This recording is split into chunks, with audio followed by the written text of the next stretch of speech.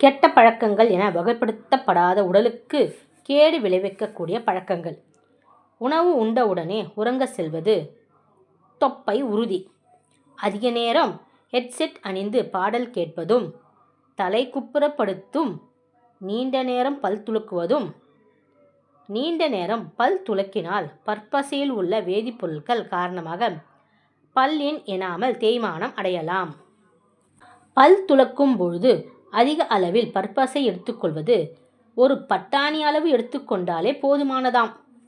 சூடாக நீரோ தேநீரோ காப்பியோ அருந்தியவுடன் குளிர்ந்த நீரை பருகுவதும், கைகளில் அடிக்கடி சுடக்கு போடுவதும் இதனால் நரம்பு தளர்ச்சி காரணமாகும்.